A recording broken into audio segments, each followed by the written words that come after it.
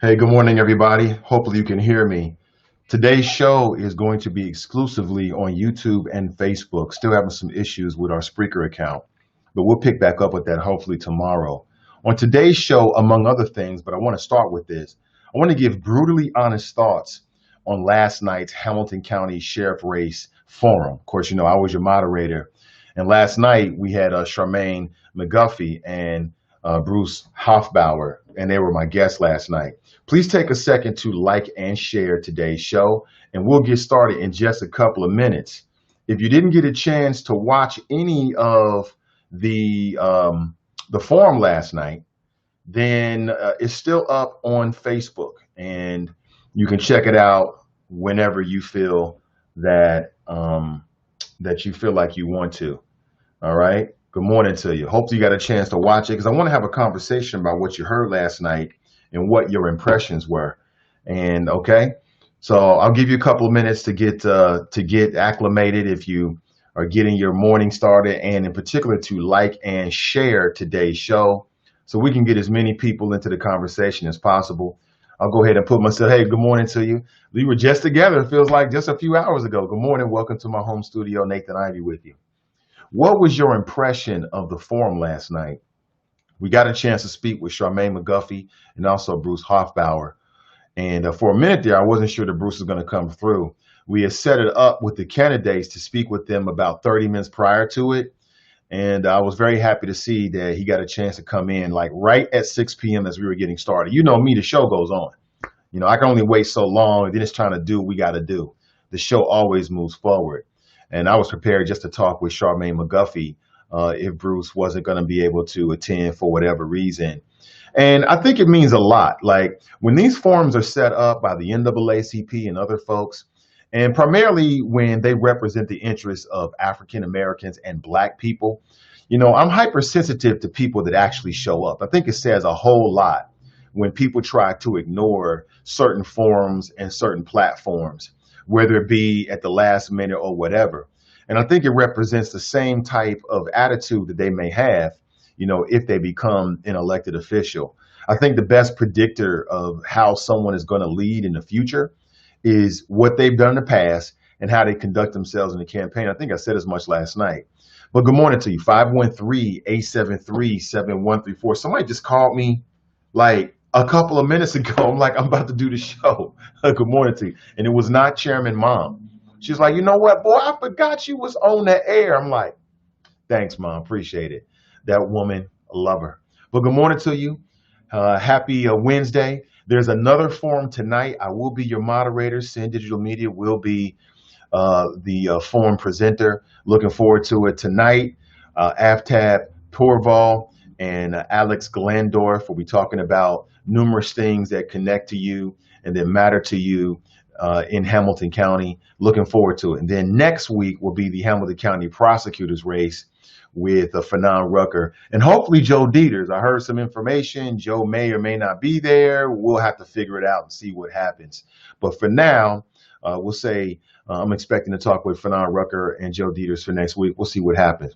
But today, 6 p.m., make sure you plug in the Cincinnati NAACP's Facebook page. I haven't checked the numbers, so I don't know how many people actually got a chance to view it. I know we hit at least 1,000, which is great. You want to hit as many people as possible. As soon as the show was over, and it went over by almost an hour. We only planned for 1 hour, but sometimes once you get into these things, they take on a life of their own. And we had some technical difficulties. Bruce was not able to hear Charmaine McGuffey, and at least for the first maybe 30, 35, 40 minutes of the conversation, which severely, in my opinion, puts a damper on it because you want the candidates to be able to hear one another and interact and react to one another. And as a moderator, my job in that forum anyway is to, ask the questions, keep the time, and keep things on course, right? And I just felt like we needed more time with those two individuals, and they were gracious enough to give us their time. As soon as the show was over, I had to hit dinner. My wife and I have, made a pledge within the family to sit down with our children every single night and have dinner. And as much as possible, I try to do that with them. It's very, very important time for our family. It's very important time for me. You know, I'm a very busy man. I don't always get a chance to connect with the kids all the time. And just having that space where they can talk about their day, where we can talk about our day and connect is very, very important. So I literally got up from where I'm sitting right now and rushed to have dinner with the family.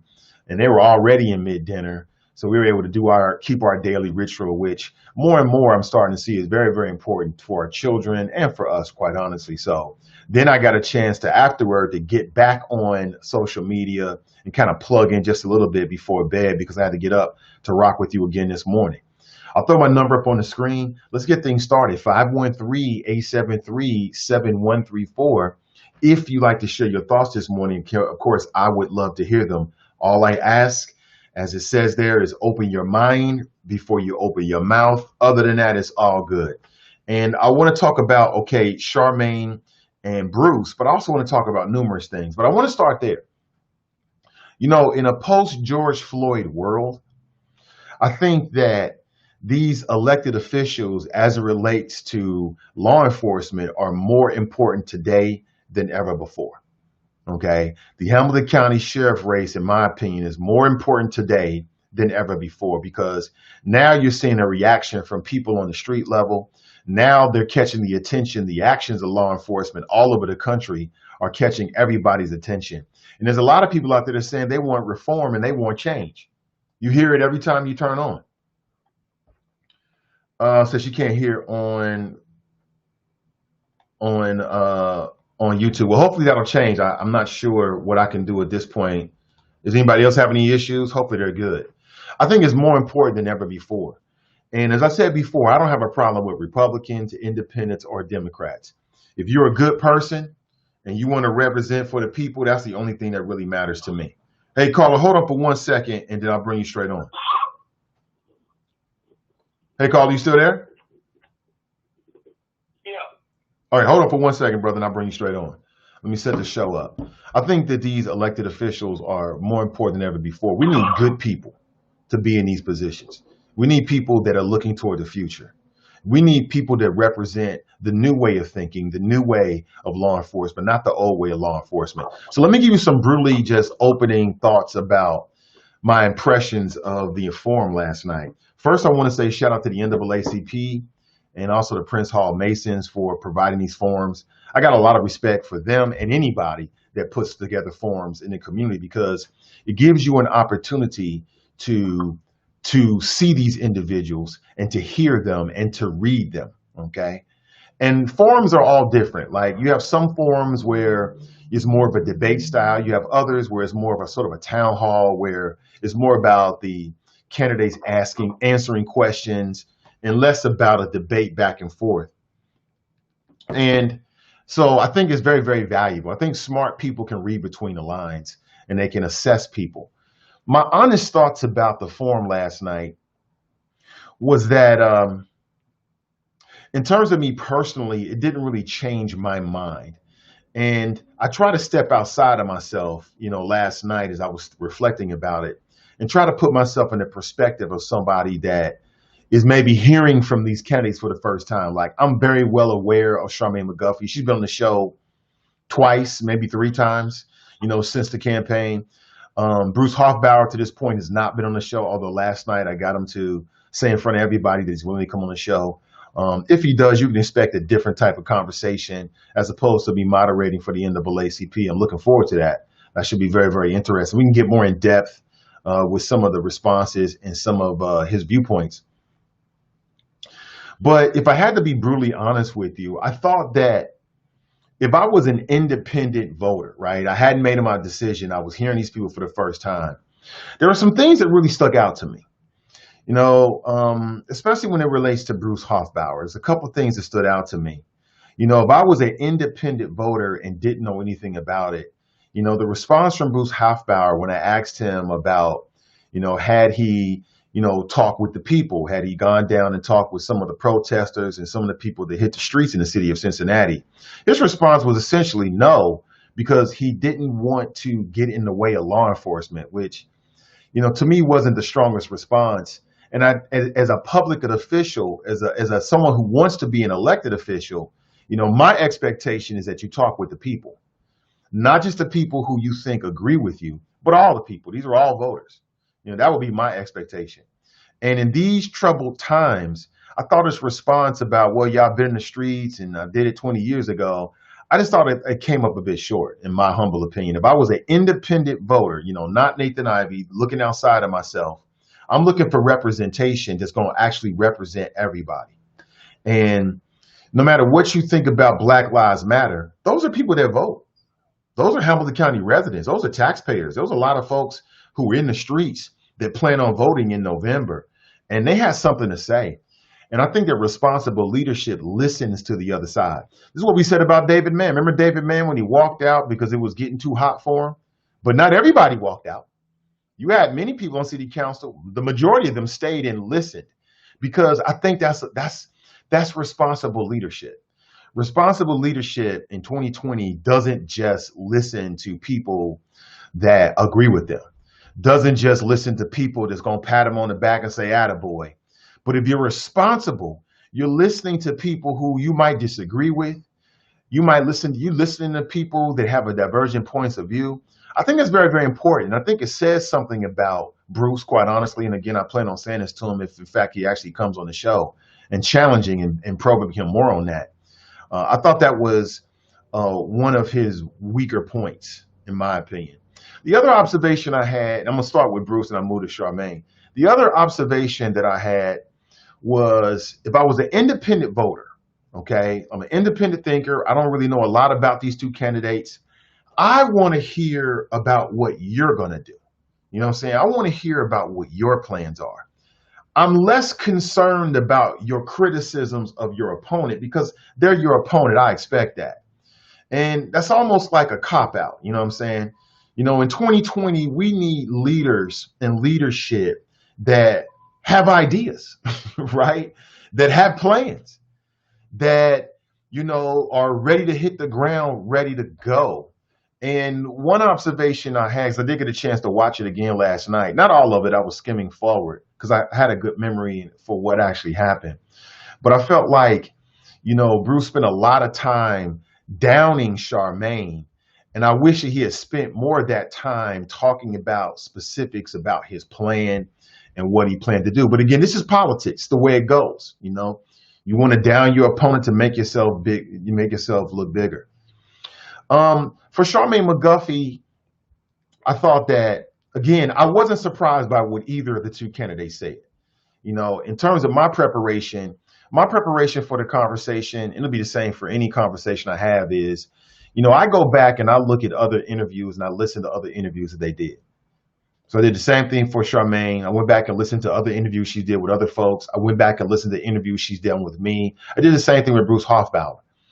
And when you do that, you get a sense of what their voice is, like actually hearing their voice and how they speak, how they respond. You get a good sense of where they're going to come.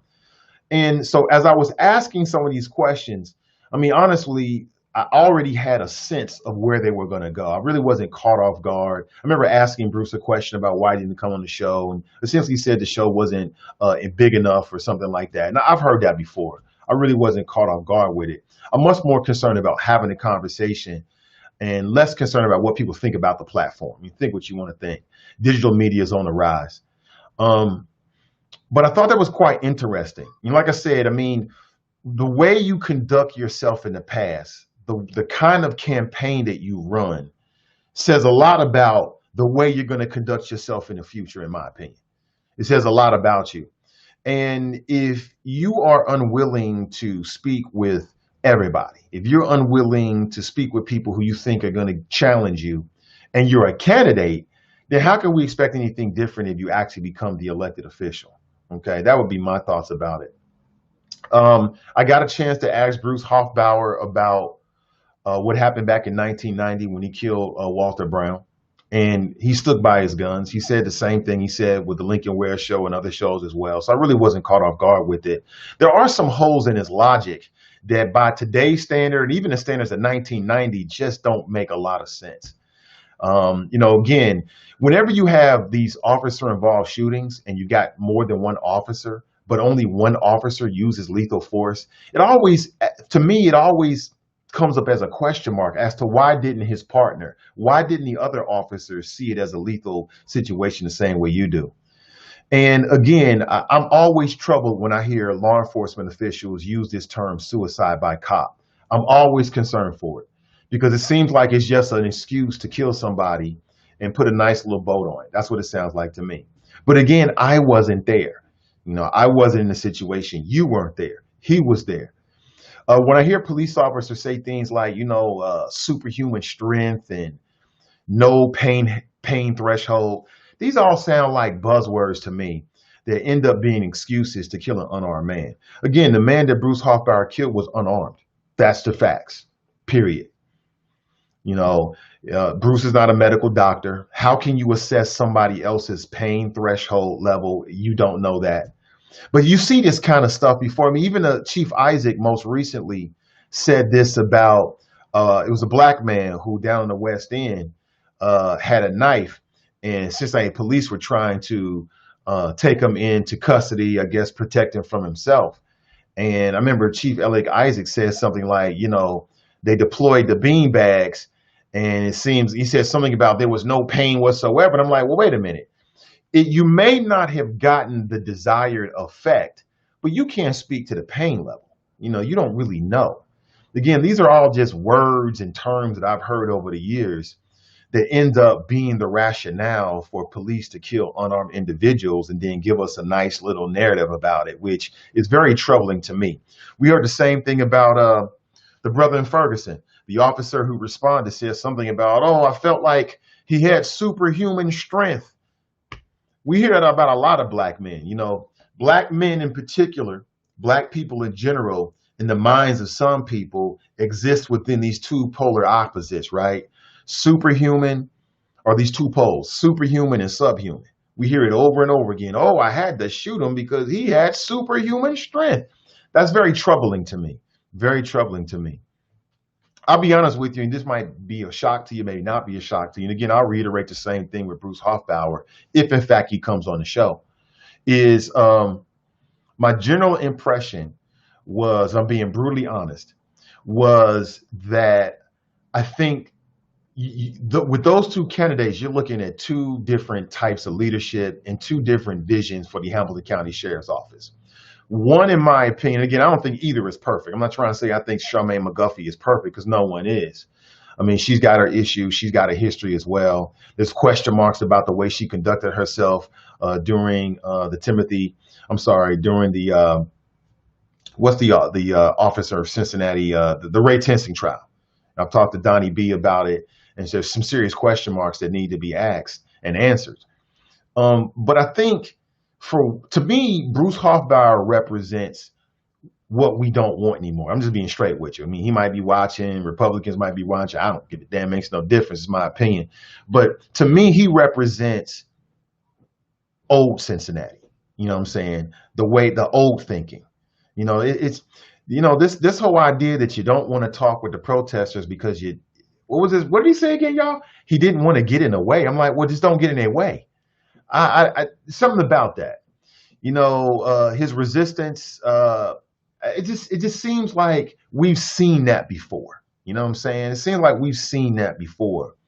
And I think that Cincinnati and Hamilton County need something new. Now, there's a lot of gender bias that still exists in this world. We saw that with Hillary Clinton. And I don't know. I can't judge it. Haven't seen any poll numbers. I can't tell you which way it's going to go. All I can tell you is that there's a lot of white women who would have a problem with voting for a white woman.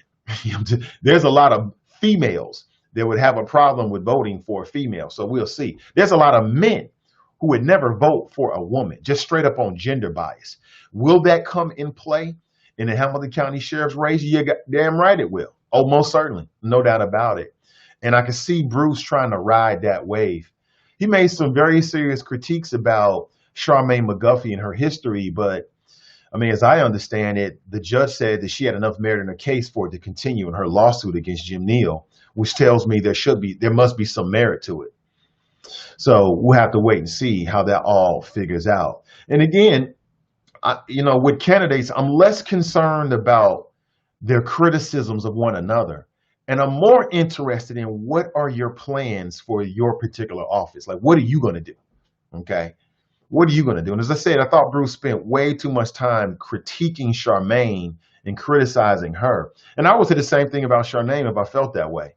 I think I would have liked to hear him speak more about what his plans are. You know what I'm saying? What his leadership style is. Because I think that's what's going to win over voters. Perhaps. Or perhaps the style and the swagger that he's taking in terms of his attacks on her might work. Like I said, gender bias is real. It is real. And there's a lot of men, black men, white men, all colors, and women, black women, white women, that have a problem with a female in leadership. And I would not be surprised if that comes into play in this particular race. We've seen it before. I wouldn't be surprised if we see it again. But those are some of my thoughts. What are some of your thoughts? 513-873-7134. Wanda writes, good morning. Good morning to you, Wanda. Alicia writes, guys, morning, Nathan and the Choppers from the Gym City. Wanda says, I can hear you. Great. Tiffany's on YouTube. She writes, good morning. Charles is on YouTube. He writes, grand risings, Nathan and the Choppers. People are saying they can't hear. Shiva says she can't hear on YouTube. I'm not happy about that. Anybody else having issues on YouTube? Brandy writes, good morning. Glenn writes, morning, Nate, and the Facebook Choppers. Good morning, everybody. Shiva writes, okay. Renee's in the house. She writes, good morning, everybody. Hey, Renee, I did respond to you on Facebook. Oh, okay, great. She said she can hear. She had to close it and come back in. Good to hear me. Good. Tiffany writes, good morning. Bruce is something else. Very condescending attitude is in the toilet. Hey, good morning to you, Tiffany. Condescending. Do I think that Bruce was condescending? I mean, that's your opinion. So again, I value that. I'll just say I wish he would have spent more time talking about what he's going to do and less trying to tear down his opponent. Because again, we've seen that before. Okay. I'm not really impressed by that. That doesn't really do anything for me. You know, as a potential voter, because I will be voting, as an influencer here in Cincinnati, I'm more concerned about what you're going to do. I'm more concerned about what are your plans. What is your plan for the future of the Hamilton County Sheriff's Department? There was some striking contrast between the two candidates. You know, when we were asked, when they were asked questions about, you know, implementing the collaborative and implementing certain things, they took two striking different stances. Charmaine McGuffey says, I don't need 90 days to implement these things. You know what I'm saying? I don't need 90 days to implement these measures. This is what it's going to be from day one. Bruce was kind of like, well, you know, I got to wait and see. You know, again, it depends on your perspective on which approach you think is more mature or the right approach. But I thought it was a striking difference, you know, and we'll have to wait and see as to what the whole of Hamilton County thinks. As they were talking, this is going to really be about turnout. It's going to be about turnout, and the turnout should be tremendous. And we'll have to wait and see, you know, which party and which candidate is going to be able to rally, you know, their base to get people out. Donald Trump's going to be at the top of the ticket. Donald Trump, Joe Biden. So it could come down to a Democrat-Republican thing in terms of turnout. And then people are going to vote for president and then go down the ballot. We'll have to wait and see what that really means. But I think it's fair to say, and tell me if you agree with this, that there are some similarities, right? But they both they represent two different roads for the Hamilton County Sheriff's Department. You know what I'm saying? I don't think that they both bring the same thing to the table. And I don't believe that it's kind of like a toss-up. I don't believe that. I think that there's a clear difference between the two, in my opinion. It's not like, oh, well, you can go this way. I don't believe that at all. I don't get that impression after listening to them, and I don't believe that. To me, one represents a step in the future. I'm just giving you my opinion. And the other represents the same old good old boy status quo. That would be Bruce Hoffbauer. Now, you might be surprised to hear that. You may not be surprised to hear that.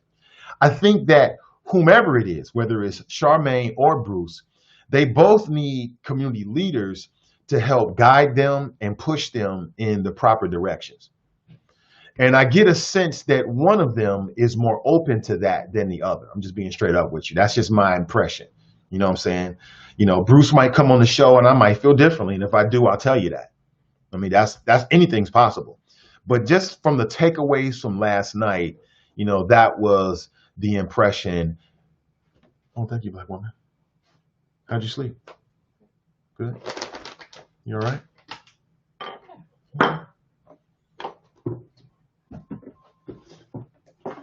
That's the wifey. She's off camera. Hey, good morning, caller. Welcome to the show.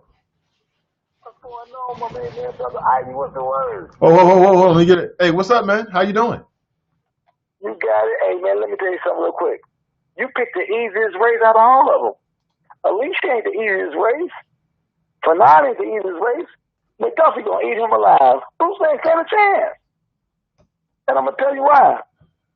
If you look at Hamilton County, first of all, it's always blue. You ain't no red slipping in nowhere as a whole. And you just said the most important part.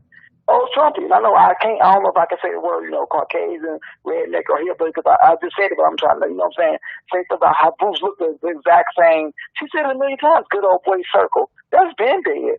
McGuffey got the blacks, the LGBTQ, she got the minorities, and most women, you got to understand that the Neil's won because of the demographics of the sheriffs, which you never mentioned, because the sheriffs are the ones who go tell their family and friends how to vote for the sheriff system.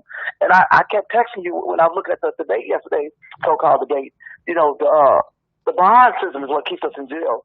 So Ivy, you know that when you get incarcerated, you got like a quote unquote serious crime.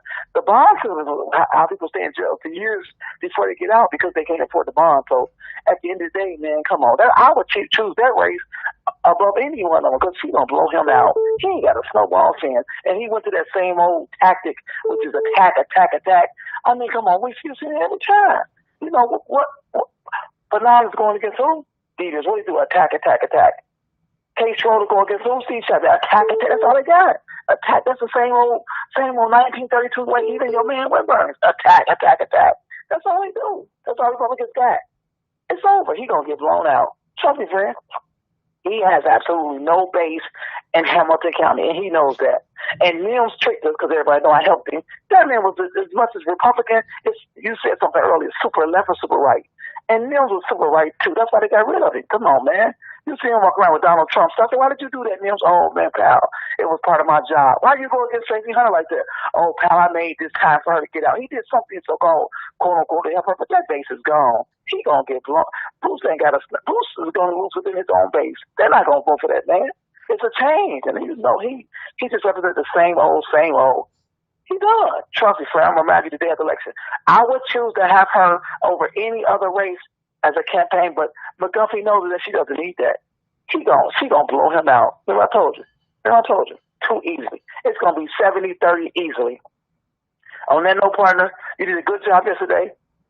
And if you notice, Ivy, he understood every question you was asking, and I'm telling you something, he really saw you on her side. If you watch how he's responding, it was like he saw you on her side as far as, you know, when they see us, the sad truth, even with Biden, when he was telling the guy on a Breakfast Club, you know, you not for me, you not black. He was talking about the black issues. That guy really thought you was against him. He's like, oh man, go another one of them. But he tried to play it off and, you know, stay super to the right and try to get in the middle to work with us. But it's over, friend. He's gonna get blown out, trust me. All right, brother. You did a good job yesterday, man. All right, thanks, brother. I appreciate it. Yeah. I would give myself a C. I'm growing in it. I appreciate the invite, and I did it because this is what I do, and I want to be a part of anything that educates the community. But the other reason why I said yes to it and the others is because I like to step outside my comfort zone. I like to feel that. I like to do different things and not do the same old things. I was telling my children afterward and giving my motivations for doing it. Number one is a community, but number two, in terms of my own personal growth, to challenge myself, to do something different. You know what I'm saying? To put myself in a different viewpoint. That's what the best step in life is. So I'll get better in it. But let's speak about what Brother Powell said. He said that he believes that Charmaine McGuffey is going to blow him out in Hamilton County. Do you agree or disagree? If I was Bruce, I would think that I was against him too. I mean, hey, caller, please give me a second here, and I'll bring you straight on. Who am I speaking with? Okay, great. Give me 1 second. Y'all go straight to it. I can completely understand why Bruce would feel that way. I'm not saying there's not some legitimate reasons why he wouldn't feel that way. Number one, I was the guy that broke the story about the shooting. Before I broke the story, the Inquirer then picked it up, and that forced him to have to go on and talk about it. I'm sure he would have loved to go through the whole campaign and never talk about it at all. I was the guy that was harassing him for interviews, challenging him on social media and Twitter. Yeah, I would understand why he would look at me that way. I ain't no problem with that. But again, in that role as the moderator for the Prince Hall Masons NAACP, I'm not necessarily for or against anyone. My job is to ask the questions, keep us on time, and make sure it all makes sense. Okay. Now on the Nathan Ivey Show, that's a little different. That's a lot different. You know what I'm saying? So we'll see how that conversation goes. But again, for me, there were some things that troubled me. I have to be honest with you. And Bruce, if you're listening, Republicans, if you're listening, take it for whatever it is. There was his response about not meeting with the people troubled me. That troubled me because we are the people. And those folks had legitimate concerns that need to be addressed. And I think it was responsible. If you're an elected official or you're running for elected office and you see civil unrest, protests in the streets, I expect you to be down there, period. I expect you to go to the forums and go to the protests. You don't have to turn over a car, but I expect you to go there and listen. That's the least you can do. That's the least you can do. The least I expect you to do when you see social unrest is to go listen to the people. That's easy.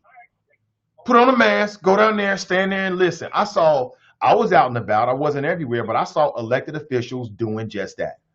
And that's what I expected them to do. If they weren't down there, I got a problem with it. It's like, wait a minute, you don't care? Where you at? I thought that was one of the weakest parts of his response last night. And I think the second weakest part was the constant attacks on Charmaine. It's going to work with some people. You know what I'm saying? With his base, they're going to love it. But if I'm an independent voter, I'm trying to get information. I want to know who you are. I want to know what you're going to do. Okay. I want to hear about what you're going to bring to the table that we don't already have. Okay. And yeah, you can attack your opponent. That's going to score some points with some people. But again, with me, I'm trying to get as much information. I want to learn about you. I want to know, what are you going to bring to the table? Why are you better than the other person? And I thought to me that was the two of the weakest parts of his particular response. But that's just me. Call me biased, call me whatever. Those are my honest thoughts. Let's go back to the phones and say good morning and welcome to the show. Hey, caller, welcome to the show. Hello. Hello. Hey, yes, good morning. This is Charmaine McGuffey. Hey, Charmaine, Hi, good morning. Hi, how are you? I'm doing great. Good. Hey, I appreciate you, and thanks for taking my call. Oh, for sure. What's on your mind this morning? Well, I just want to make an announcement too, and I want to break it on your show that last night the Sentinels Police Organization sent me a message and said that they are endorsing me. So I thought that was important for me to tell you and tell the public. I went to interviews with them. Yeah. So I have the Sentinels endorsement, and I'm thrilled about it. Absolutely thrilled. Yeah, I think that says a lot. I am. That says a lot. Those are current, minority police officers on the Cincinnati police force as we are currently. These are your peers, for all intents and purposes. Oh, yeah. Absolutely. And they, I went to their interview and they asked me tough questions. I mean, it was, they interviewed me twice and to make their decision. And I'm just thrilled. And I tell you, I have so much respect for that organization. Always have, they're doing a great job. And yeah, I'm just happy to break that news on your show. And I also want to say thanks to the NAACP and the Prince Hall Masons for last night. That was a great forum. And I thought you did way more than a C. Okay. Yeah, that's nice for you to say. Really well. That's nice for you to say. Yes, absolutely. But and I won't take up too much of your time. But I heard you mention Donietta Bailey and so forth in the Tenzing trial, and I'd love to come on sometime and discuss that. For sure. I'd love answer questions. No questions off the table. No dialogue is off the table. I'm happy to be transparent about it. And, and I did try to reach out to Donetta, so maybe we can, have some dialogue on your show. That would be great. Oh, for sure. Oh, for sure. On her show, perhaps. Yeah, for sure. Yeah, on her show, perhaps. Yeah, I'd be happy to go on her show. Oh, yeah, for sure. I'll hook it up. Well, you said just a couple of things. You said the Sentinels asked you some tough questions. I'm curious, what were the tough questions that they asked? Well, they asked tough questions like, what are your plans in the future? And they really wanted to know, do you have a plan? Mm-hmm. They asked, what's your relationship with the community? And not just in some kind of rhetoric term, but who have you talked to? Who have you actually engaged with? They want to know that. And they want to know, what's your vision for the police and to keep people safe and to ensure safe neighborhoods, but also, maintain a fair relationship with the public. And we talked about that. We talked about the diversity in the department and the lack thereof, and what my plan would be for increasing that diversity. And I found them to be a very they were welcoming, but I got to tell you, they listened, and they want to make sure they, endorse the right person. And quite frankly, I think they have. I was kind of going through, my thoughts about Bruce and your performance last night. And you just mentioned something that was probably third on my list in terms of some of the responses that we got from Bruce that I thought were not the strongest, just to be nice about it. And that was a question about the diversity. I mean, there were some clear differences in the way that you view the Hamilton County Sheriff's Department, not the least of which is how you view diversity. And we put the graphic up, and, he said you felt as if there was a lot more to do. And he felt as if, the current levels of diversity with the Hamilton County Sheriff's Department represents progress, which I thought was quite interesting. And I think that says something about the stark contrast between the two of you as the next Hamilton County Sheriff's Department. Were you surprised to hear him say that? I was very surprised to hear him say that, but as I think about it, it's because Bruce has no idea what's going on in the Hamilton County Sheriff's Office. He has no idea, and he certainly doesn't have a bird's eye view of what the sheriff's office is now or even back then. I knew each and every one of those people in that picture. That was one of the classes that I graduated as the captain of the Corrections Training Academy. And, I'll just tell the public, because I'm very transparent, there were times when I found out that, we're only going to hire this many black people. We're only going to hire this many women. And those directives were at the administrative level. I had no, obviously, control or input into that. So, it frustrated me because I felt like, hey, come on, guys, we've got to bring in whoever qualifies for this job, and we have to mentor them. And each and every officer in that picture, I'm proud of them. I'm absolutely proud of them, black, white, of color, but there's not enough. There's not enough African Americans in that picture, and I tell you, there's some really, really good officers in that photo. So, yeah, Bruce saw that as progress. I was like, he has no idea. That's exactly why he shouldn't be the sheriff. He hasn't been in that department. He doesn't understand past, present. He starts talking about the past, and you got to look at the past. Come on, I lived the past there. I covered all that ground. That's why I'm going to hit the ground running, and that's why Bruce has absolutely no plan. He's going to have to get in there and take the first 4 years just trying to learn what's going on. And God knows, hopefully he's got the right advisors around him, because he doesn't know who's who in the department. I do. Mm-hmm. I know who's going to stand by me. I know who's going to go to the future. I know who wants to go forward, and there's a lot of men and women down there that want to do it. And I'm going to bring them forward. So I appreciate the call, and I appreciate talking to you. And, I just wanted to let you know that Sentinels endorsed me, and I'm super proud of it. One last question. This is from the audience. Carolyn wants to know, and I do remember this. Bruce said that last night, Bruce said that you declined an invitation to debate him in front of law enforcement officials. Is that true, or what's the story with that? Oh, yeah, and I'm so glad she brought that up. Thank you. Because I'd like to explain that. First of all, the Cincinnati Police Union is Dan Hills. Okay? I mean, Dan Hills went into the Enquirer. He was quoted in the article, well, Bruce is going to be endorsed by the FOP, as if it had already happened. And then the second thing he did was he tweeted out, Sherrod Brown, who endorsed me, by the way, and who I support, Senator Brown tweeted out a comment about Black Lives Matter and so forth. And Dan Hills sent him, you should see the tweet. I don't know if anybody ever really picked it up. It was awful. I mean, he talked to him. That's a sitting senator. It doesn't matter how much you agree or don't agree, but that's a sitting senator. You can't talk to him like that. It was an awful tweet. And I decided right then, I'm done with the FOP. Dan Hills represents the FOP. He is divisive. He draws battle lines. He wouldn't know how to build a bridge if he walked across it, So I just, I decided that. And then here's the other thing. We got calls from the news channels that I was going to debate Bruce with the FOP, right? And what was the plan? Well, my campaign manager, Mary Carroll, she called the FOP and they said, we don't know anything about it. And that's when he's on there saying I turned him down. So, talk about somebody that wants to,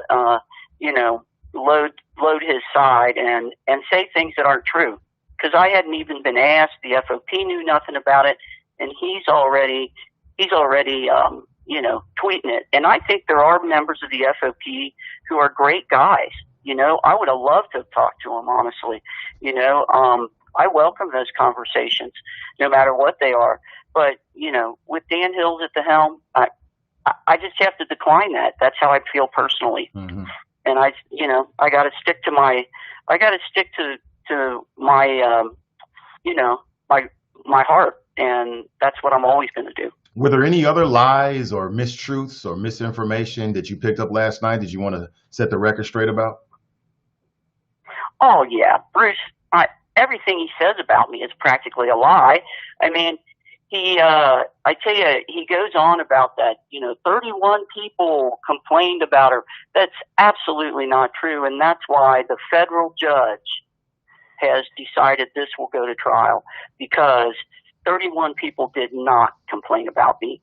They brought up 31 people and intimidated them and did all these things to try to get them to say something bad about me. And that was a witch hunt extraordinaire. I've never seen anything like it in my career, quite honestly. And I've been around a long time. The other thing that Bruce is doing is, he's talking about my law enforcement experience. Just the fact that he does not respect what I did out there in uniform, in a marked vehicle, responding to danger with my partners and so forth. It just says how he's going to treat the people in the jail. It says how he's going to treat the people in court services. He's not going to respect them. He's not going to respect their service. And, and law enforcement for the sheriff's office that's a fraction of the sheriff's office. In the ORC, the very first thing that's listed there that the sheriff will do and run is the jail. That's a huge piece of the office, and Bruce acts like that's nothing. Well, I got to tell you, we fix that jail and we start moving forward and we give people opportunities to stay out of incarceration. We're going to create safer neighborhoods.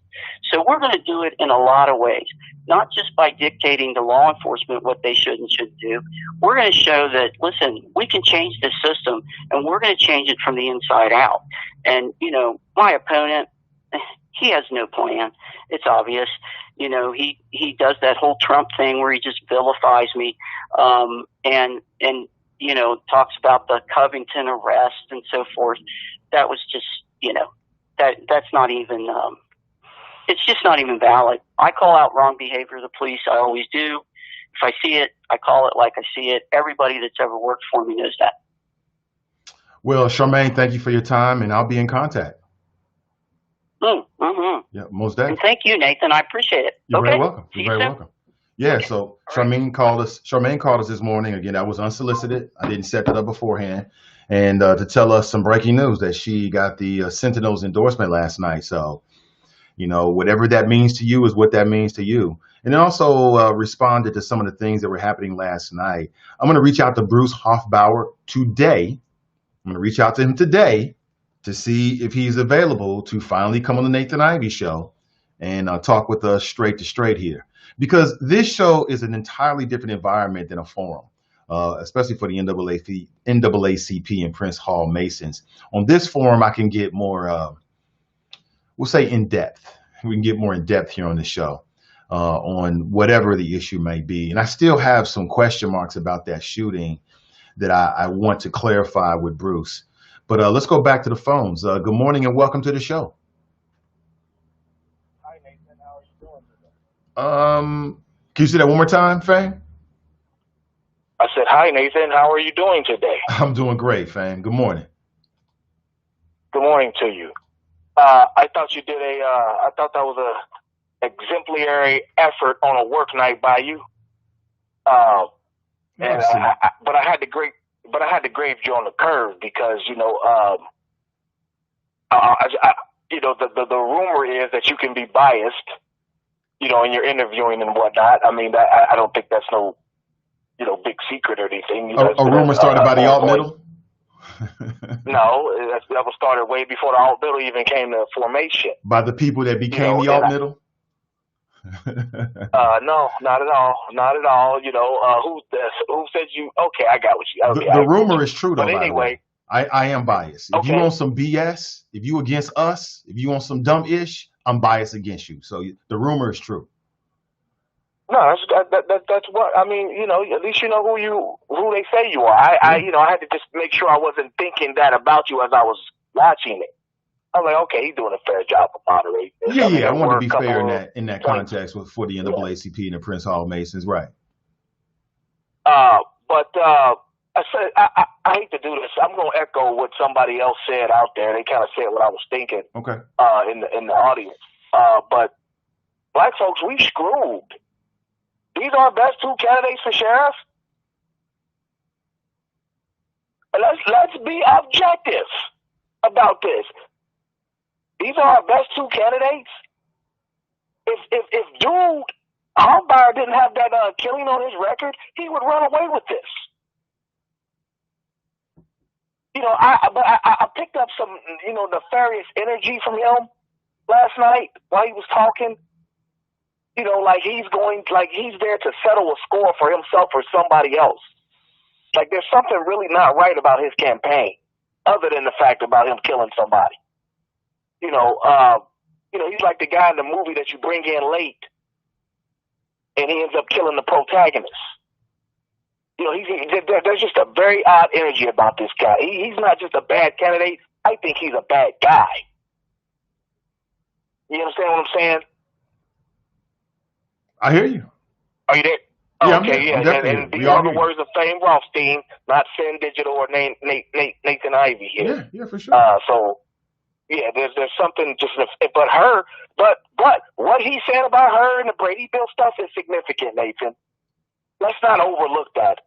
You can't even be a cop at Cincinnati police, but you want to run the county? That's significant. I don't care what nobody says.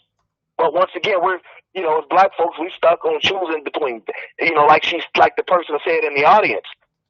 It's like the presidential race. But we got to choose one. One's clearly better than the other.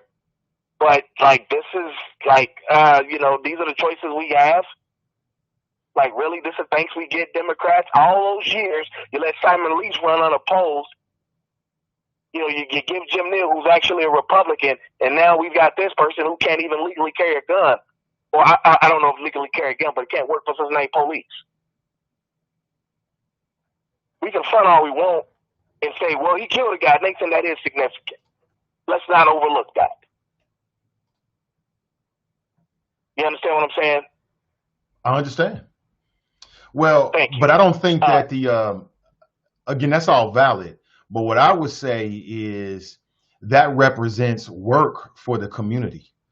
You know what I'm saying? On two levels. So whoever on two levels. So whoever, yeah. So whoever's making that comment, if black folks feel that way, and I mean, if you feel that way, you feel that way. I ain't here to tell you wrong. That represents work for us. Then we need to be grooming our candidates.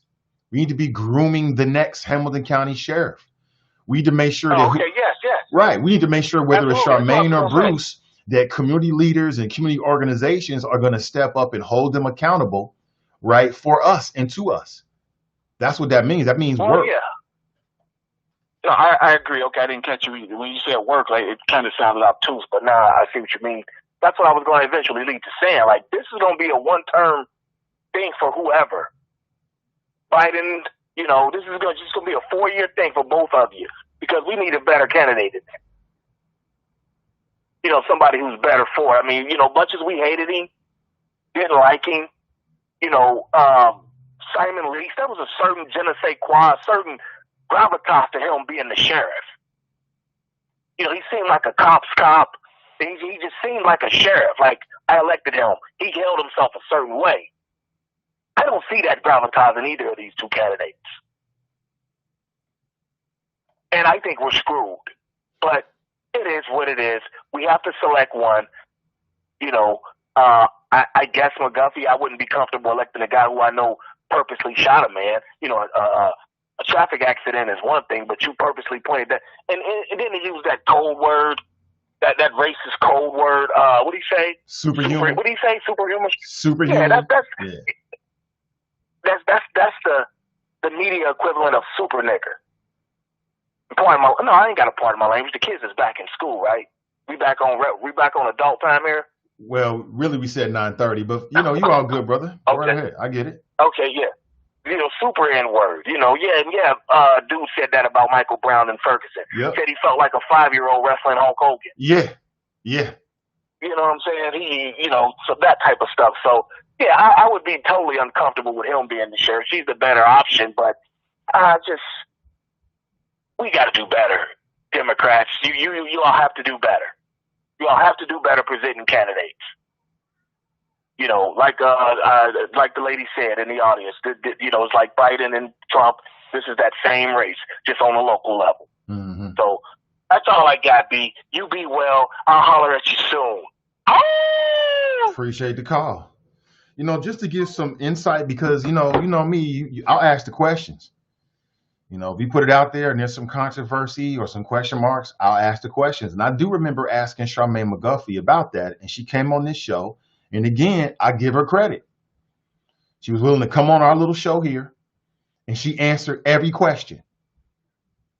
I remember right before she came on, she said, Nate, ask me whatever. I respect that. Because if she's doing that now, then she'll do that if she comes as sheriff. I mean, again, the best indication of the future is the past. That's all I can go on. And I asked her about it.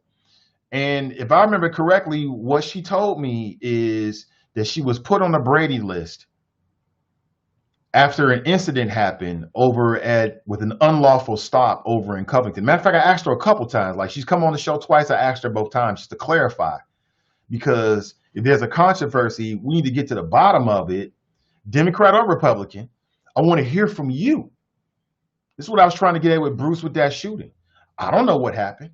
As I said before, and I'll say it again, there could be a completely logical and plausible explanation. I just want to hear it. We deserve to hear it. We deserve to go through it. And that's something that concerns black voters in Hamilton County, primarily more than white voters, because we the ones that's getting shot by law enforcement. You know what I'm saying? There may be a lot of white Hamilton County voters that don't really care about the shooting. But as a black Hamilton County voter, I need to get to the bottom of it. But back to Charmaine. And I think, if I remember correctly, at the time in which this happened with Sheriff Niels, she was challenging him in the primary election. So there might have been a political motivation for this whole Brady list thing. And tell me if I'm wrong or not, but as I understand it, her name has been removed from that list. That's how I understand it. If I got that wrong, then please set me straight. But as I understand it, that's something that's behind her. And it could have been some political motivation to it. Have we seen? I mean, look, this is the same guy who ran as a Democrat, went to the Trumpster, convention or rally, and now has endorsed the Republican candidate. So take it for whatever it is. You know what I'm saying? I understand if I'm Bruce Hoffbauer and you get an endorsement from the sitting Hamilton County sheriff who happens to be a Democrat, oh, you're going to run with that. Bruce is somewhere like, yeah, I got the endorsement, but, I'm not Bruce Hoffbauer. I'm an objective human being. It just seems like Jim Neal is sour grapes. It seems like he's sour grapes to me. So he's like, you know what? Screw the Democrats. Y'all screwed me by not giving me the endorsement. So now I'm going to screw you. That's how it comes off to me. I could be wrong about that, but that's how it comes off to me. That's how I take the whole Jim Neal endorsement. But we got Sister Iris on the line. Let's go straight to the phones. Good morning, Sister Iris. Good morning, dear brother. How are you? I'm doing great. Good morning. Yeah, thank you for that. Listen, yesterday was awesome. I needed it. I spent 3 hours on Zoom in City Hall yesterday talking about gun violence and listening to the FOP president talk real crazy. And y'all need to pay attention because I think he is really fanning the flames for some serious ish to go down in the city of Cincinnati. So we really need to be paying attention to who he's blowing the dog whistle for and to. What he said yesterday was insane. So anybody that's standing with anybody like Dan Hills should never, ever get your vote. This dude is dangerous. He's not about you. He's not about fairness. He doesn't want accountability. And so that is what Bruce appeared for me last night. I was extremely interested because, that particular case of Mr. Brown really was the case that started what we were doing around police accountability and the murders of black men in the city of Cincinnati. That was one of those cases that came before the ones that we were counting. And so the ones that we had counted in that 6-year time frame. And so I was really wanting to hear what he had said up close and personal on a particular forum where people I know that would ask questions that would have relevance to my life. And he was, just off the rip. He just wanted to seem intimidating, extremely. He had this big bully complex. And I'm like, dude, how many complaints have you ever had as a police officer? It was almost frightening to even just watch. And the way he kept attacking her, I thought, undermined his own inability to answer a question or have a thought of his own. When you don't have an answer or a thought of your own, you only retort to that. Well, what are you going to do? Wasn't your show, Bruce? Wasn't your show? And I think I put that in the thing like, dude, this isn't your debate. You're not the moderator. You are one of the debaters. So you should really be focusing on your answers. The other thing that exuded from Bruce that I thought was, something that we as black folk, African Americans, however you want to categorize yourself in the city, was sort of disrespectful. The way it just came off like, well, whatever, I'm just going to answer y'all like whatever. This shit is serious. Excuse me, I know children, I'm sorry. This is serious. We're talking about life or death. We just saw a man get kicked in the head with a steel-toed boot in the Hamilton County Justice Center. And we just saw officers standing around watching. Had it not been on camera, we probably wouldn't have known anything about it. And so I just found several things of Bruce to be just offensive, not truthful, not worthy of my vote. He didn't have a complete answer to anything. And then the way that the audacity. This lady's career has been in the sheriff's department, right? So you gonna debate, you keep telling her that she doesn't know how to do her job. When everything that you were talking about that has happened, that has been worthy of something to be praised about the Hamilton County Sheriff's Department and the Hamilton County Justice Center, she did it. She implemented it. It was her idea. So, you criticizing her. I think he said it. Yeah, I know she did it. But what? See, that's double talk. The last thing that I'll say about Bruce was that this whole Brady's list, she was put on by Joe Dieters because she was fighting back. It was a political move to discredit her. But to Fame, I need to tell Fame that Ms. McGuffey does have her policing certification. If she wanted to, she could go be a CPD. They would hire her in a heartbeat. She has a certification by the state. She could be a police officer. So that's just not true. And it's an easy non-truth to refute. So that's not true. It's the other way around though with Bruce and his excessive force violation. Could he have been a sheriff? So I just thought, I thank y'all for doing that. It was interesting, but I often think that sometimes people come to the Black community and they think that we're not serious about the race, so they come with either their non-serious self or with just the foolishness. And, you know, after a while, just was like, dude, you just need to, I don't even know. You can have him back on. I can't see him beginning to tell you the truth. The way that he described the shooting made my stomach sick. And if any of the family of Mr. Brown was listening, I'm quite sure they were angered by it. Because it's just like, oh, whatever. You know, it was a mental health guy and he's banging on the walls and, you know, and he has a knife and then so I just had to shoot him. You know, dude, what? Yeah. So it was good. Thank you, Nathan. I think you did a wonderful job composing yourself. You know, when you're talking with people who believe that they're supreme, and they can tell you what to do and how to live, because that's how it sounds like. You come up in here, it's on. If we run across you, it's that what you hear from the national landscape. You know, let them do what they want to do. Is what Bruce sounded like to me, and he would never get my vote as a Hamlin County Sheriff. And I hope that Black people begin to have their own self-interest when they go into the polling booth and vote for people who respect and talk to you like you have some sense, who can give you ideas that reflect the things that you want to have as a taxpayer, and who you can go and say, yeah, I actually voted for that individual because I know that I can go back and talk to that individual. I know that that individual has come on the Nathan Ivey Show at least 3 or 4 times in 2020, and I've heard a lot about what that individual has said. Either I agree or disagree, but don't just give somebody your vote because it's rah-rah, because they can get on here and rah-rah and be all bullyish. That's not a good individual to manage or run a system. So, Nathan, thank you for that. Oh, and you need to check out City Hall's 3 hours of gun violence. It's ridiculous. Was that the special session? I don't know if it was special or not. I can't tell you. It just seems to me that if we're going to be serious about gun violence, that it requires more than just one meeting. It requires more than $8 million. This is a deep dive into trauma. This is a deep dive into laws. This is a deep dive into housing, equity, and pay. It's a lot of things to go into what we need to be talking about, and it deserved more than what it got yesterday. You say Dan Hills was down there acting up? Oh yeah, Dan Hills was acting up. Dan Hills said he needs more police, and that more if I think I got him correct. I think this is verbatim. If we have more police, we will shoot more people.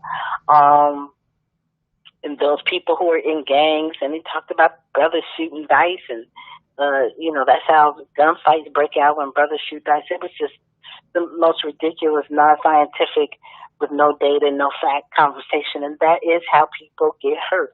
That is how you beef up and you get road cops out here to act the damn fool out on the streets. So yeah, and then he sent letters to all the city council asking them if a cop shoots somebody, would you stand with the cop or would you go work with the rowdy community and try to take their job? It's just it was you all need to know who's head of what. The chief was there. He refuted it. But it's not enough for me. I need for Chief Isaacs to say that he is the chief and that he runs the Cincinnati Police Department, not Dan Hills. I need to hear him more. And it was just sickening to hear him. I mean, he is Donald Trump's son. Dan Hills, that is, Donald Trump's son. With that, I'm out. Nathan, thank you for the good dialogue last night, and I look forward to the next one. Yep, thank you so much. Appreciate it. That's Iris Rowley. Yeah, she just said that. And I can't say that I didn't pick up on a lot of it. I mean, like I said, I thought that Bruce shot himself in the foot by being more concerned with trying to critique and criticize Charmaine McGuffey and not giving us a fuller understanding of who he'll be and how he'll interact as a leader. My impression afterward was I think that there was a stark contrast between the two. Quite honestly, straight up, one's moving in one direction, the other's moving in the other direction. Straight up. In hindsight, I wish I'd asked a question about how they feel about the leadership of Dan Hills. That would have been quite interesting to hear the stark contrast, but I think we heard it. I think the smart people could pick up on it. And again, that's a word to, elected officials for future forums. Focus on what you're going to do. Focus on who you're going to be, how you're going to lead, what your reforms are, what your ideas are, and less about, trying to take some cheap shots at your opponent. And, as if I'm involved moving forward, I'm going to do a better job of making sure we maintain that line. You can believe that. But I thought it was interesting. Again, I'll say it. I give myself a C. Thank you for the well wishes. I appreciate it. People are very, very nice. But I got a good sense of how I performed and how things went last night. But ultimately, it wasn't about me at all. It was about them. It was about you. So I'm really interested in what you thought about them and what your impressions were. Just give it to me straight. Give it to me brutally honest. It's the morning. Yes, that's what we need early in the morning right now. We need brutally honest flows about what we heard and what you think. Did one of the candidates did anybody change their mind last night? Was anybody like, oh, surprised? Did anybody who was on the fence make a decision from last night's forum? I'd really be interested in hearing that. But let's go back to the phones. Good morning and welcome to the show. Hey, good morning, Nate. D Wizzle, how you feeling? Hey, bro? What's up, D Wizzle? Good morning, brother. Hey, man, you did an outstanding job as a moderator last night, and I really enjoyed watching that. And I just think you did a great job. And seems like by hook or crook, that's the only way you can get an interview with Hoffbauer, or I should call him Bruce Trump. Yeah. I enjoyed some of the other callers, and I agree with some of their comments. Half of what Fame said, or was that the other guy? His brother ran for office. Was that Fame that called in? Yeah, that was Fame. Yeah, it was Fame. You okay, talking about Braxton, Black Russia? No, that wasn't Black. That was Fame. Yeah, right. Okay, yeah. So I agree with half of what he said. So Charmaine, in my opinion, is the best choice, hands down. We're not stuck for, the squabble with, sort of leftovers. She is the best choice. And I have three D's, dissension, distortion, and disrespect from Bruce Trump here. We got to give her props. She, when she left, before all the politics, the negativity there, she was major. That's equivalent, if I'm correct, to like if she was in Cincinnati, she would be the assistant police chief of the whole division. For her to be major at the sheriff's office, major to the sheriff, she started off as a regular line officer, 30 years ago, and worked her way up. You see the way that they're against her at certain points. She had to earn everything she got, man. So let's not even question that. And as a female. As a female. Right. And as a gay female. You know how many people, just what you were saying about the votes and things, and who would have problems voting for a female and a gay female. I'm really impressed by her, by listening to all the things, all the implementations she's made at the jail. She's trying to keep the recidivism rate down. She's not trying to have repeat offenders. I've listened to a bunch of her commentaries, her Thursday afternoon lunch that she does on Facebook, and I've gained a lot of information. I have a lot of respect for her. She's one to implement rehabilitation, not the recycling of folks. She wants to, and she has. Under Neil, and he struggled with it, but she finally won. She put in programs to help women men, veterans, and women, with issues. And, I think she's the right person for the job. She's trying to implement real rehabilitation, not just, folks who go and spend their time there. She's trying to add to their lives. And, I'd like you to ask her more about that, the next time you talk to her. But as far as Bruce Trump, man, he don't like her, how she's, sailed and rose in the department, and she knows the job. She knows the entire sheriff's department. This guy, he acts like he's campaigning to be the road patrol. I mean, she knows the entire department. And for him to challenge her when all his being on the street as a sergeant or something like that. I mean, he's a low man on a totem pole. He started off his career as a probationary person who worked in a workhouse. I remember the workhouse, that was kind of before the sheriff's department kind of took over. So I think that was a division of the city, the workhouse off Hoffbauer Avenue over there, where it used to be. So, I mean, he's just totally outclassed. His view on the collaborative agreement, you asked that question last night. His answer was weak. Cincinnati, if I remember, has 52 neighborhoods, but so Hamilton County encompasses that whole area, then the outside villages and all that. When you asked the collaborative agreement question, he went right to, trying to wiggle his way out of it, and he went right to the right wing side of town. Well, I'll go over here and ask these guys if they want it. Well, the collaborative agreement is something that leaders and professionals and law enforcement realize has to happen, because it's from the top down. You have to guard the process of your officers, or how the procedures are going to happen. That's about treating the people right, and I commend her for saying, "Look, I'm not even being forced to accept this collaborative agreement. It's something I'm going to adopt because I like the accountability measures that are put in it." This guy says, "I'm going to go and ask the right wing."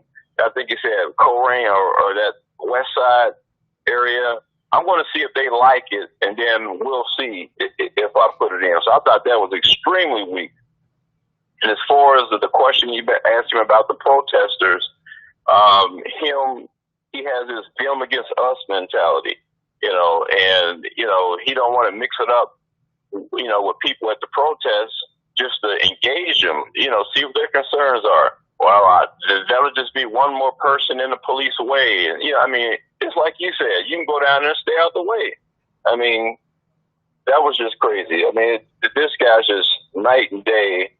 He's the old guard, and I would never like to see him down there at all. I mean, he's attack mode.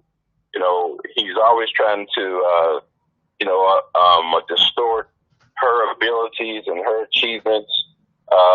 This guy's just terrible, man, and so it's an easy decision for me, and I can't wait to vote. Hey, D. Wizzle, thanks for the call, man. Okay, appreciate it. Yeah, that's actually a point of me. Again, like I said, all you got to do is ask the questions and give people time. And I can tell, smart people can see through the nonsense. Bruce spent a lot of time talking about how Charmaine failed, but she rose to a higher rank in the Hamilton County Sheriff's Department than he did as a Cincinnati police officer. I mean, the majority of her experience is in an institution, an organization where you're trying to go. So it just, as he was saying it, I'm like, this is what you want to do? Again, to me, if I were a candidate, I would spend much more time talking about my own qualifications and my own plans, and less trying to tear somebody else down. If somebody's coming for you, you got to respond to it. I get it. But I think voters want to hear what inspires voters more, in my opinion, is great ideas. the possibility of a reform, the possibility of change, more than you can say a bunch of ish about your opponent. Again, I thought that was the weakest part of what Bruce had to offer last night. And that's just my opinion. It seems like other people feel the same way. But what do you think? 513-873-7134. Thank you for being here this morning. And I hope you enjoyed the conversation last night. I want to get a quick word in from our sponsor. This is a Black-owned business. There's a link in the show's description right now. They'll take you straight to the website. Have you ever thought about getting more information about medical coding? You can sign up free for 5 steps to become a certified marketable medical coder. It's an email course. Just go to bit.ly/5stepscoder or visit 3ws.ohioprn.com. Again, 3ws.ohioprn.com. And you can learn more information and take a free 5 steps to become a certified marketable medical coder email course this morning. You can do it today. And again, fam, if this is not right for you, then make sure you pass this information along to someone who you think it might be right for. Okay? This could be an amazing opportunity for you or someone that you know this morning. And this is a Black-owned, locally Black-owned business as well.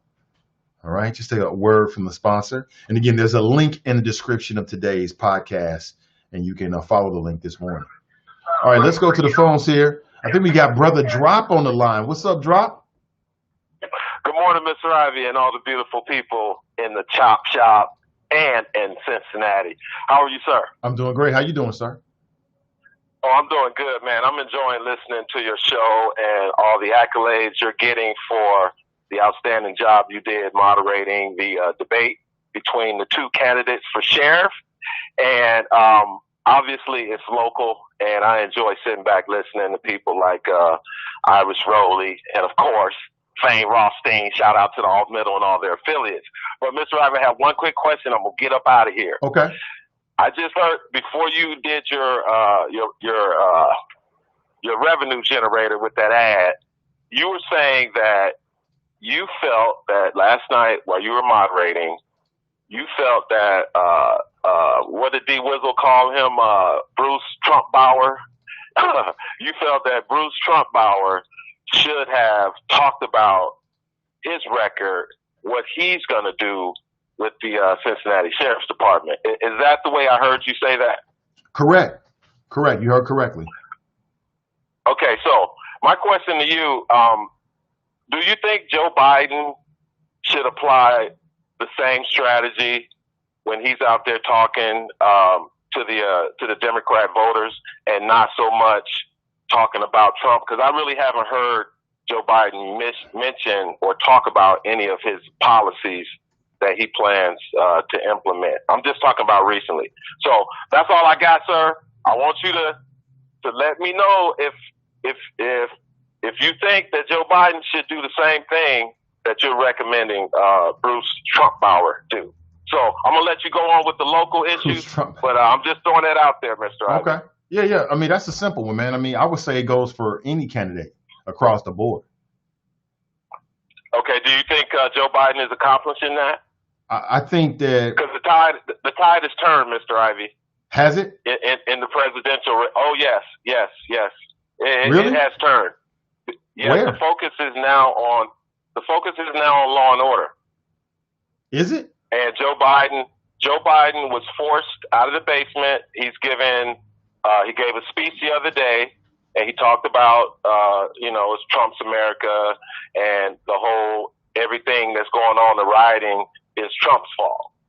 And the whole narrative from all the pundits that I'm listening to, they're worried because the numbers are turning. The bump that Trump got after the RNC, the Republican National Convention, are starting to come out. This morning on Real Clear Politics, Donald Trump's job approval is 44.5. So again, Mr. Ivey, the numbers are starting to turn, and is it? The fact that Joe Biden that Joe Biden is out. I'm just saying, Mr. Ivey, maybe he needs to take on the strategy that you're recommending for Bruce Trumpbauer, because Joe Biden's got to start talking about some policies and some issues. He can't keep saying, "Oh, Trump is this. Oh, Trump is that," because the debates are coming up soon in the fine, great state of Ohio. That's right. So that's So that's all I got, sir. Like I said, it's a great show today, but it's mostly local. So it's your show. I'm not going to try to turn the direction of it. Drop Squad 52. Dropping science to anyone who wants to catch it. Peace out. Peace, Ray. Appreciate that. Yeah, I'm on Real Clear Politics, and I don't see a big turn here. I don't see a big turn. I see Biden's up by 7 points in the USA Today poll, the Grinnell poll. I see Trump's job approval is still sub 50%. Disapproval by plus 8%, plus 7%. But again, to answer your question directly, I mean, that would be my advice for all politicians across the board. And it's interesting that you didn't say about Trump, because Trump is the biggest criticized. I mean, he does that more than anybody. He spends more time doing that than anyone.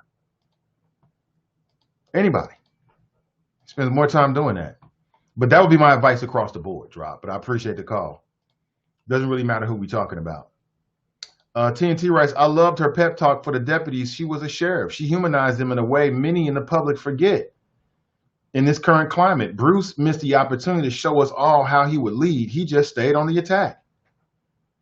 Mrs. Love Being Black writes, good morning, fellow beautiful people. Deanna Hoskins writes, the Hamilton County Sheriff's Office was never ACA certified due to the fact your staffing level must represent the population served. Charmaine McGuffey for sheriff started the challenge to turn over that practice. Carolyn writes, Nate, Bruce says Charmaine declined the invitation. Okay, I asked that question. Let me see. Carolyn writes follow up, and if so, why? I think she answered it. Yeah, she answered all the way through, I thought. Deanna writes, in 2011, the community was banned from access to the jail to provide service. It was Charmaine McGuffey for sheriff that started to bring the community as focus groups and service providers. Carolyn writes, get the tweet, Nate. Iris writes, Dan Hills is awful. He was complete crazy in City Hall yesterday. Is that right? Let me see if I can pull this up. I want to move forward. And honestly, I expect the mayor to veto this probably tomorrow. I want to see what Dan Hill said yesterday. I'll probably have to go back and check it out later. Was that law and public safety? In any substantive way. Yeah, I want to check that out. I want to hear what he says. I think Dan Hills is part of the problem. I mean, from the outside looking in, he appears to be a negative influence in Cincinnati. And what I mean by negative is, if he's saying these things in public, I can only imagine the type of leader he is and what he's saying to the rank and file FOP members behind closed doors. He seems like the kind of person that's more about division and being divisive and not really being a uniter and a bridge builder, right? You can only imagine. I get the sense that he's talking to the rank and file and he's making them think that the public is against you. And I'm here to tell you, as a black man in Cincinnati that criticizes the police, I'm not against the Cincinnati police officers. I'm not against white officers. I ain't against black officers. I'm for you. I'm 100% for the Cincinnati police force. I will work with the Cincinnati police force. If you come on my block with some dumb ish, I'm going to call the Cincinnati police force. You know what I'm saying? In terms of this platform, I've helped to promote the Cincinnati police force. Why is that so hard to understand? That two things can be true at the same time. That you can have serious concerns about the interactions between the police and primarily the black community, and at the same time support them. Why is that so hard to believe? Why is that so hard to believe? Why is it so hard to believe that the black community can support you speaking to the Cincinnati police force and at the same time want to hold you accountable? Why is that so hard? And I think it's people like Dan Hills. And I guess that's his leadership style, right? That's how he stays in power, stays relevant. You know they don't like you. You know you can't make a mistake. Well, listen, there are some jobs in our society where when you make a mistake, everybody's going to have something to say. And one of them is a police officer. It is what it is. If you don't want to be in that scenario, don't do the job. Go do something else. But that doesn't mean people are against you. I want to see you win. I want to see you be successful. I want to see you come home safely to your families. And at the same time, when a police officer with that uniform on does something crazy, you got to be held accountable. You decided to become a police officer. I didn't tell you to become a police officer. You chose that. Be grown about it. Be adult about it.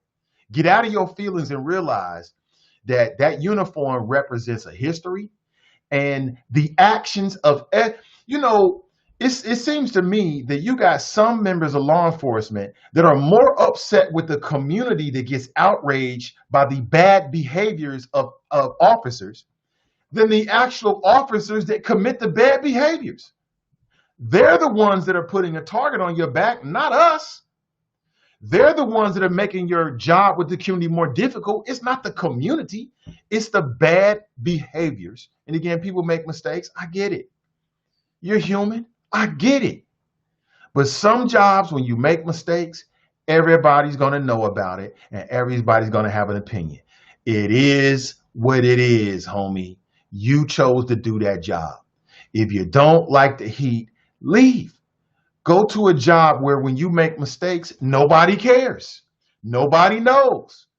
That's what, if you're that sensitive and you need that kind of like positive reinforcement all the time, go do something else. Do something else. But you got to take the good with the bad when you're in a leadership position. And when you're a police officer, that is a leadership position, whether you're the chief or the assistant chief or the district commander or the supervisor, the shift supervisor, it don't matter. When you put that uniform on, you become a hero. You become a leader. And when you make mistakes or one of your peers make a mistake, it comes with the territory. It is what it is. But this idea that black people are against the police is utterly ridiculous. We call the police, who calls the police and interacts with the police more than us in our neighborhoods? It's utterly ridiculous, man. It's childish. It's divisive. And that's the impression I get from Dan Hills. That behind closed doors, he's telling the police officers, they know they don't like you. Iris is just waiting to say something about you. I can't speak for Sister Iris, but I would imagine that that's the last thing she wants to hear. She probably don't want to hear nothing. No bad news from the police and their interactions with the community is good news. But we have too many bad actors like Dan Hills. I spoke to Dan Hills a couple of times. He tried to vilify me. Same old tactics that we saw from Bruce Hoffbauer. It's that old Cincinnati mentality where unless I'm throwing you a birthday party, unless I'm throwing you, I'm at your house and rubbing your feet and telling you doing a great job, you can't understand where I'm coming from. I must be an enemy. If I'm not 100% on your side, even when you say dumb-ish or do dumb-ish, then I must be an enemy. Come on, yo. We can do better from that. I'm telling you, we got a few bad actors in some very critical places that are holding this city back. And one of them is the FOP, representative, the FOP president. Is it impossible to get an FOP president that can both represent the interests of the FOP and not create division between the rank and file and the community? Is that too much to ask for? Is that possible? It's got to be possible. There's got to be a better way to represent the FOP other than trying to paint everybody as enemies and everybody's out to get you and watch your back and don't talk to him and don't say this and listen. If you do right, you do right. You do wrong, you do wrong, period. Why is that so difficult? Well, I don't get it. I really don't get it, man. I don't understand it. You know what I'm saying? And we don't need that in the sheriff's department. We don't need that. We don't need that in the Cincinnati Police Department. I'm not saying that we have that, but we don't need that. We need people that can juggle this delicate balance of representing the interests of the rank and file and also being a positive, member of Cincinnati community that's not always trying to paint people as enemies, right? Oh, there's an enemy over there. Oh, there's an enemy over here. Oh, they don't like you. Oh, they criticize you, so they must be an enemy. I mean, come on now, grow up. Grow up, man. We got too many children in adult positions. Too many. Good morning to you. Irish writes, I support Charmaine McGuffey for Hamilton County in 2020. It's a big endorsement. Glenn writes, well, we all know that Dan Hills is about down. He may be as David Duke. Show was convoluted. Irish writes, Bruce said he only saw one bad police action in 34 years that he intervened in. Please miss me with that. I thought that was interesting as well. Chat and chill with Cass. What? I like it. Writes, good morning, Nathan and Choppers. Okay, is that something new? Cassandra likes that. She's on YouTube. Carolyn writes, the Covington arrest sounds like trouble. Ballhead writes, good morning. Hey, good to see you. Ray writes, ask Charmaine if she has any black people at the top of her campaign. Just asking. I know some campaigns are short on money, more grassroots. You know, had I seen this, I would have certainly asked her. And when I talk with her again, I'll definitely ask her that. Iris writes, hate is hate all time. Iman writes, y'all know he isn't coming on. Well, it would be a promise that he broke in front of thousands of voters. I mean, if you don't come on, you don't come on. It is what it is. I mean, all you can do is hold a man or a woman to their word. He gave us his word in front of thousands of people last night. Many, if not all those people are going to vote. We'll see what he does. I mean, I'll do my due diligence. And if he comes on, that'll be great. I'll give him props for that. You know what I'm saying? There's a rumor that Joe Dieters has already pulled out or maybe thinking about pulling out of the debate next week coming up with Fanon Rucker. That's what the rumor is. We'll have to wait and see. I don't know. If he does not meet with Fanon Rucker, I think it says something about his arrogance. I think it says something about the man. And I give Bruce props for coming on with the NAACP last night and knowing I was the moderator. But again, I represent the NAACP and the Prince Hall Masons, not myself as a personal individual. Now, on this show, that's different. You know what I'm saying? We can get with it here. And that's exactly what I plan to do, is to get a little deeper and then to share some of my concerns with Bruce to get his reaction to it. If he don't come, okay, that's on him. The show goes on, trust me. Let me see. Jack Frost writes, best two candidates for sheriff. Okay. Nat writes, the same old story. White men in power put her on the Brady list. She didn't fall in line. That's how it comes across to me. You know what I'm saying? That's how it comes across to me. And it all kind of makes sense. So, she questions Jim Neal's leadership and some of the decisions that he's made. Something happens. He tries to put her on the Brady list.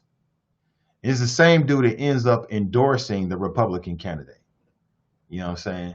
You know what? I'm going to reach out to Jim Neal to see if Jim Neal would like to come on the show and talk about his endorsement and why should we take that seriously? Like, my question for Jim Neal is, why shouldn't I look at you as just sour grapes? You mad at the Democrats because, and again, it's by losing that endorsement, he lost the primary. I mean, that's true. That's true. Had the Democrats given him the endorsement, or perhaps they stayed out of it, which would have been bad anyway because he was the sitting Hamilton County sheriff.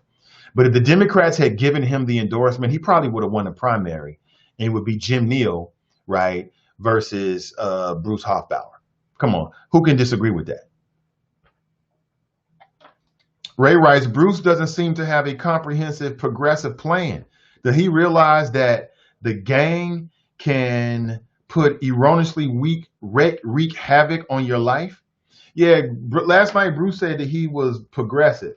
And I'm thinking, you aren't even progressive enough to go speak with protesters and demonstrators. How is that progressive? Again, smart people can see and read between the lines. You ain't even got to press them. I've been doing this for a while now. I don't really believe in the Perry Mason moment. I said it before, I'll say it again. I don't believe in those incidents do happen, but they usually happen because the person that you're interviewing slips on a banana peel themselves. They usually open up the door for themselves, usually. Remember Perry Mason? And Perry Mason would get these people on the witness stand and start asking them a few questions. They would just crumble. That don't really happen. Like here or there, but for the most part, people are polished enough and they understand the rhetorical arts enough that they don't really have Perry Mason moments. I don't really try to go for the Perry Mason moment. I like to ask the question and hear the answer and follow up and listen to the answer. And if you listen, most people, if you get them talking long enough, most people will tell you everything you need to know. And I think that happened last night. It'll be interesting what happens tonight. So coming up tonight, you got another forum. It'll be at 6 p.m. tonight. This is the Hamilton County Clerk of Courts. And you've got the incumbent, which is Avtab Porval, versus the challenger, who is Alex Glendorf, I believe. I hope I'm saying this. Yeah, Glandorf. And I've already started my research on both of them. So it'll be very, very interesting. And I'll be even better with the experience that I had last night for this one tonight. So it'll be very interesting what these two candidates have to say. And in particular, I'm really interested in hearing what Mr. Alex Glandorf has to say. I'm hip to the game. I've listened to his interviews and gone to his website and his social media to get a sense of who he is. And I've already got a sense, just like I did with Bruce, I've already got a sense of where he might be coming from. If you have questions for the Hamilton County Clerk of Courts, you can hit me up with a direct message. You can hit me up and let me know, and I'll try to get them in. All right, today is Wednesday. We got 10 minutes left. I want to say, oh, okay. Well, Nona, thank you so much. Appreciate it. Thank you for the likes and shares. Hold on, sorry about that.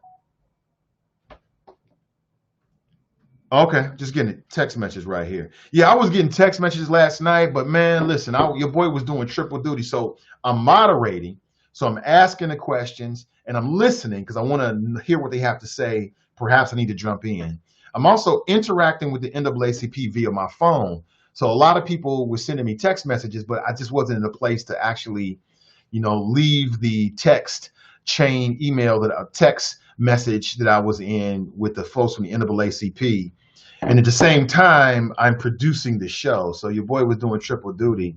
And I want to make sure everything was moving flawlessly. Hey, Dante, thank you so much for the like this morning. All the people that liked and shared the show. I'll say it again. Your shares mean everything. Your shares mean everything. Like, I don't really tag people when I do the show. I just put the show up. And perhaps I should do that. And maybe I could tag like some folks and then I would, remind people about the show. Maybe I'll do that in the future. I don't know. So your shares allow this show to be seen by way more people than I can just do it by myself. So please like and sharing the show means everything. Your likes interact with the Facebook algorithm. And what it tells Facebook is that this is a video that people like. So show it more. So your likes mean something as well. The combination of likes and shares, powerful. Very powerful on any social media platform, especially on Facebook. So please like and share the content. If you like this content, great. If you don't like the content, cool, I get it. You don't like it, you ain't gonna share it. You're gonna watch from time to time. It is what it is. I accept it. You know what I'm saying? I ain't trying to change your mind on that. But if you like this content, if you like what I do, if you like the direction I'm going in, please like and share it. Because, and again, I can quantify how much each share is worth. I mean, people have done these kind of calculations. They're very, very valuable. So I appreciate you in advance. It means everything. It means everything. Yesterday, we talked about some new information surrounding Breonna Taylor. And then when I got off the show last night, guess what? There was new information about Breonna Taylor. Her boyfriend. Well, two things happened yesterday that broke that we need to talk about as it relates to Breonna Taylor. One, her boyfriend filed a lawsuit over his arrest. He was arrested the night she was killed. And then secondly, the man who was connected to Breonna Taylor said that he rejected a plea deal from the prosecutors. And get this, he claims that the prosecutors in Louisville offered him a plea deal to put dirt on Breonna Taylor's name.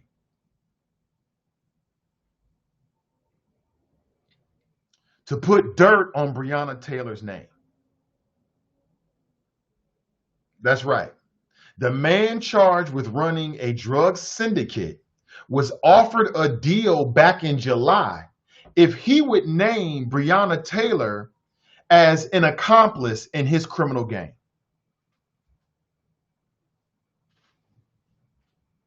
So somebody in Louisville is trying to throw dirt on her name, and the woman is dead.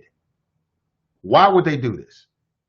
Well, the reason why they would do this is because if they can put dirt on Breonna Taylor, if they can connect her to anything related with drugs, whether she was laundering money or holding money or she has sold some drugs at any level, then that will go a long way to exonerate the actions of the officers that night and the officers that killed her. Think about that, family. See, these are the kind of moves that make people have negative thoughts about law enforcement. It's not that people just have these thoughts. It's because of what they see, the actions, the interactions that happen. I'm going to say it again. There was 2 breaking stories that happened after the show yesterday. One, Breonna Taylor's boyfriend filed a lawsuit over his arrest the night that she was killed by police. We're talking about Kenneth Walker. He filed a lawsuit on Tuesday over his arrest. He's asking the court to declare him immune from prosecution and citing the state's Stand Your Ground law, claiming that he believed that there were intruders and he was acting in self-defense. Now, initially, he was charged, and then the charge was dropped. He was initially charged with attempted murder of a police officer, and then those charges were dropped. And now his legal team is asking the court to ensure that those charges will not be filed again. Quote, "The charges brought against me were meant to silence me and cover up Breonna's murder. He said, "For her and those that I love, I can no longer remain silent." That's what he said. This is Kenneth Walker. It's deep. So that was one thing that happened yesterday we got to talk about. I want to make sure I'll share it with you this morning. And then the second, been reported by a lot of different places, not the least of which is NPR, is that apparently Mr. Glover, remember that? We talked about it yesterday? Jamarcus Glover is claiming that he was offered a plea deal if he would name Breonna Taylor as being a part of, his criminal conspiracy, right? Some brothers are selling drugs. I feel like I get it. The most dangerous things about street drugs is that they're illegal. I'll say it again. The most dangerous things about street drugs is that they're illegal. If they were legal, then you would just go into your pharmacy and get it. If it was legal, then the exchange, the transaction wouldn't be so potentially deadly. The fact that these drugs are illegal is part of what turns up the violence and the danger in acquiring them. The reason why there's very little danger for you to get your over-the-counter drugs is because they're legal. You don't have to worry about it. You can just go in the store and get it. You know what I'm saying? There was a time, maybe a moment in U.S. history where the transaction was much more dangerous than it is now because it was illegal. You want to purchase alcohol now, the danger, there's really no danger. The danger is in drinking it and what it does to your body and what you do afterward. But the transaction of buying alcohol in and of itself is relatively harmless, non-dangerous, is because it's legal. So I feel differently about dope dealers. I feel a little different because, it's all kind of dope out here. You got your legal dope. We talk about illegal street drugs, but we rarely talk about the legal drugging of Americans. Which is worse? Which is more harmful?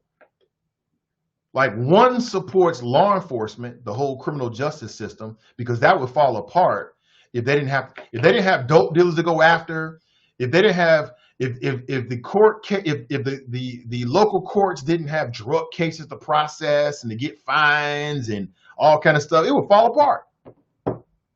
The criminal justice system needs illegal drugs. It creates a rationale for people to get paid. Seems pretty simple to me. Meanwhile, you got over-the-counter drugs that's killing people, changing their lives all the time. You know what I'm saying? Every time a new drug comes out, there's a segment of the human population that will have a deadly reaction to it. We never talk about it. It's just part of the game. It's just part of the game. But if a heroin user ODs, they want to run down the block. It's the worst thing ever. And I think a loss of life is bad no matter what, whether it's legal drugs or illegal drugs. But again, it's a part of the game. It's a part of the system to get all upset about so-called street drugs.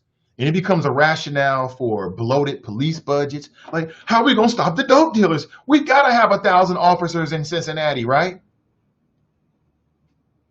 If it was legal, you take the motivation away from the gangs, they'd have nothing to sell. But I mean, you know, I can go on and on about that. That's another flow. I want to share this with you again. A man charged with running a drug syndicate was offered a plea deal back in July. This just came out within the last 24 hours. If he would name Breonna Taylor, the 26-year-old black woman killed by police in her Louisville, Kentucky apartment, as a member of his alleged criminal gang. This is according to the man's attorney.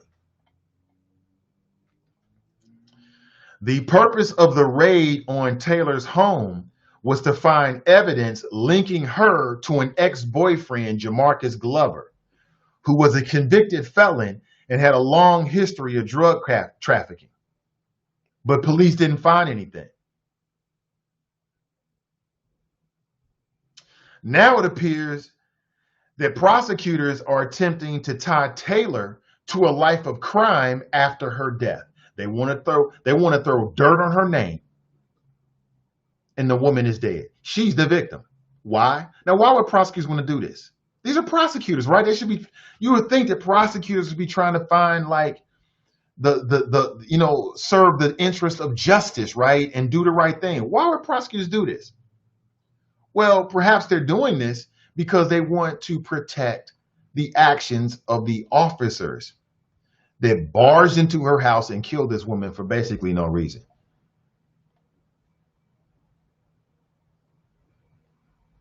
Glover's attorney, Scott Barton, told NPR that Glover was offered a plea deal as long as he included naming Breonna Taylor as a member of his organized crime syndicate. Because if he does that, then what are prosecutors going to do? They're going to march right in there and say, you know what? Hey, listen, the officer's doing the right thing. She was a member of this organized crime syndicate.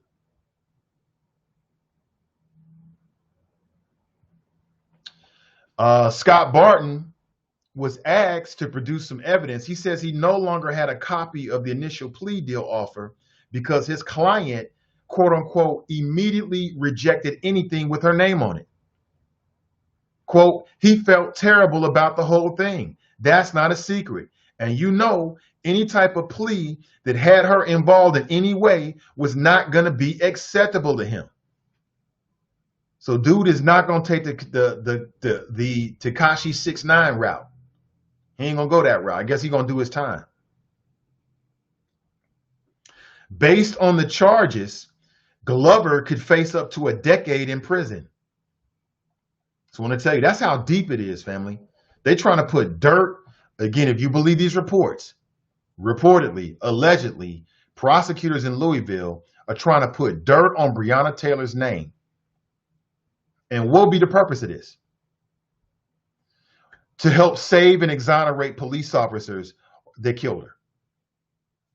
That would be the only reason. Oh yeah, it was Joe. We told her she was dirty. They care not about who this woman was. They care not about who this woman loved. They care not about her loved ones that she left behind. They care not about right and wrong. It's about serving the interest of the Good Old Boy Network. It's a damn shame. It really is. Hey, listen, family, I got to make a move. Once again, please support today's sponsor. Go to 3ws.ohioprn.com. If you want to know more about medical coding, you can sign up for a free 5 steps to become a certified marketable medical coder. It's an email course this morning. Just go to bit.ly/5 steps coder this morning. And again, I'll be back with you at 6 p.m. today. And I'll be moderating the forum between Aftab Pourval and Alex Glandorf. And we'll be talking about the Hamilton County Clerk of Courts race, another very important elected office. And again, this will be something that you'll have to make a decision about coming up in November. And hopefully we can give you more information so you can make an informed decision, come November.